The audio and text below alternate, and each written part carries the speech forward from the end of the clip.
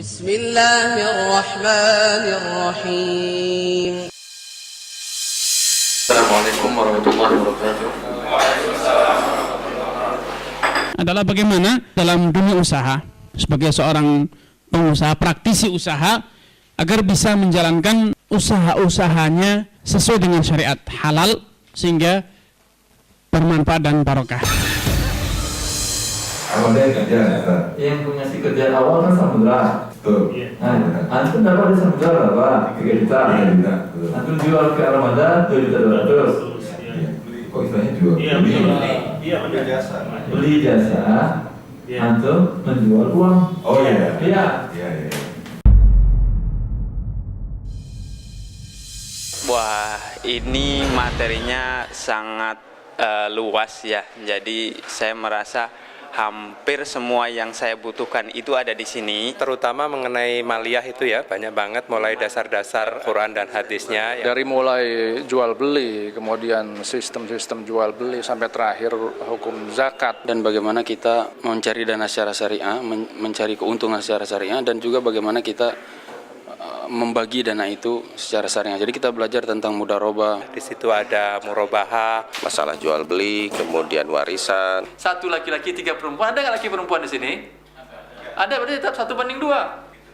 Jelas? Tetap 1:2. Walaupun jumlah perempuannya 4, 5, 6, 7 seterusnya, tetap 1:2. Kenapa yang dipelajari kok malah yang terlarang? Apa memang kita mau menerapkan yang terlarang sehingga kita pelajari? Bukan. Karena perniagaan yang halal itu tidak ada batasnya. Sebuah konsep dalam dunia bisnis, yaitu iklan mulut-ke-mulut itu luar biasa. Ketika kita sudah dikenal sebagai penjual yang mudah kasih harga, yang simpel, yang untungnya nggak banyak, itu akan gampang terkenal di kalangan masyarakat. Hari ini insya Allah hari terakhir pertemuan kita, dan setelah itu bukan ujian. Alhamdulillah, saya bersyukur pada Allah bahwa saya diberikan kesempatan untuk bisa mengikuti pelatihan yang seperti ini. Saya sebagai seorang dokter yang mungkin tidak begitu banyak berinteraksi dengan kegiatan-kegiatan yang sifatnya ekonomi, itu sama saya sebagai sebuah informasi baru yang mungkin juga berguna secara pribadi. Ada dalam rangka untuk menambah pengetahuan bagaimana sesungguhnya muamalat secara Islami yang sunnah, yang berdasarkan Al-Quran dan hadis, dan yang sahih. Kalau tidak, maka sangat dimungkinkan kita sebagai kaum muslimin akan terancam kepada apa disampaikan Rasulullah, bahwa akan datang suatu masa di mana seseorang itu tidak lagi peduli dari mana dia mengambil hartanya, apakah dari cara yang halal pun haram. Adkhalallahu azza wa jalla rajulan kana sahlan mushtariyan wa bai'an wa qadiyan wa muqtadiyan al-jannah. Allah akan memasukkan orang-orang yang mudah dalam membeli, mudah dalam menjual, mudah dalam membayar hutang, dan mudah dalam memberikan tangguhan surga. Jadi yang 78 ini mau dibayarkan satu sekarang juga atau dicicil terus? Dicicil terus dalam tahun. Berarti tetap 78 ini aman setahun ke depan? Akan berkurang untuk menutup ini. Yang pertama, jelas sebagai seorang muslim selama ini belum pernah belajar mengenai muamalah yang sesuai dengan syariah. Pernah ngaji-ngaji sebentar-sebentar tapi tidak fokus. Sehingga saya ke depan saya ingin punya usaha saya juga yang sesuai dengan syariah agama Islam.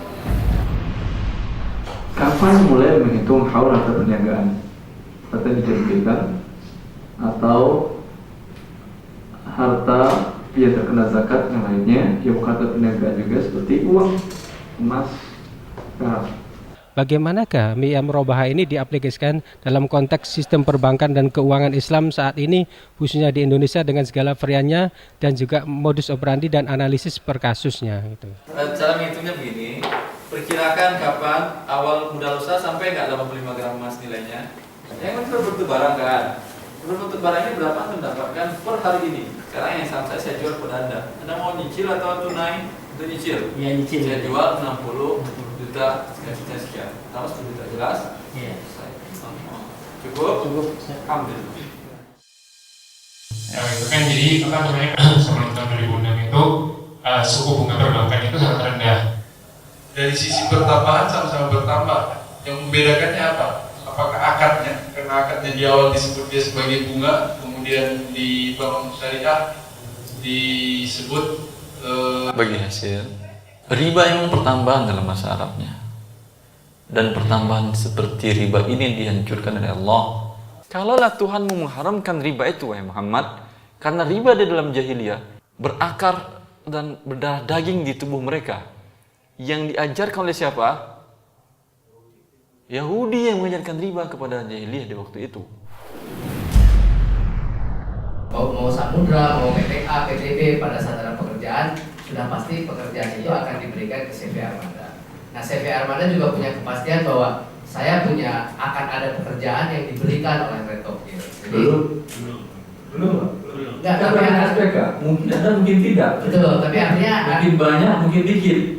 Nah, dengan pelatihan ini saya harapkan saya bisa menerapkan ilmu-ilmu yang saya peroleh sehingga bisnis saya menjadi bisnis yang berkah. Niat kita adalah bisnis adalah ibadah, berarti bisnis kita harus sesuai dengan landasan agama Islam. Jadi kalau bapak sama ibu wafat, yang dapat adalah saudara sebapak, saudara kandung, suami atau istri, saudari sekandung, dapat semua itu. Berbeda dengan kenyataan di lapangan. Artinya yang selama ini saya pikir akad-akad tentang mudharabah kalau syarakah masih harus diperbaiki secara syar'i. Tidak sama, tapi rumah ibu atau rumah dia? Sama-sama. Oh, tetap milik dia, tapi tidak mau pakai nama. Pembelinya sama-sama, Ustaz. Iya, tapi pakai nama istri kan ya? Iya. Jangan pakai nama dia kan ya? Iya. Takut dibayar pajak. Alhamdulillah kami mendapatkan fasilitas ruangan yang cukup memadai, ada makan siang, ada snack. Materinya cukup, ya. Bagi saya puas, ya. Saya kira perlu diperbanyak narasumber seperti Ustadz pengajar di sini, Ustadz Erwandi, untuk di seluruh Indonesia, karena ghirahnya saya kira sudah mulai menunjukkan geliat yang sangat besar bahwa orang Islam ingin belajar bagaimana sesuai dengan ajaran Islamnya. Kalau ini banyak pesertanya dan kemudian banyak orang mengamalkan atau mempraktekkan apa yang diajarkan di sini, saya yakin ekonomi Indonesia atau Indonesia akan berkah. Karena apa? Yang saya pelajari di sini, saya lihat di dalam secara agama Islam syar'i, setiap pelaku usaha itu tidak ada yang dizolimi gitu. Jadi berkah gitu.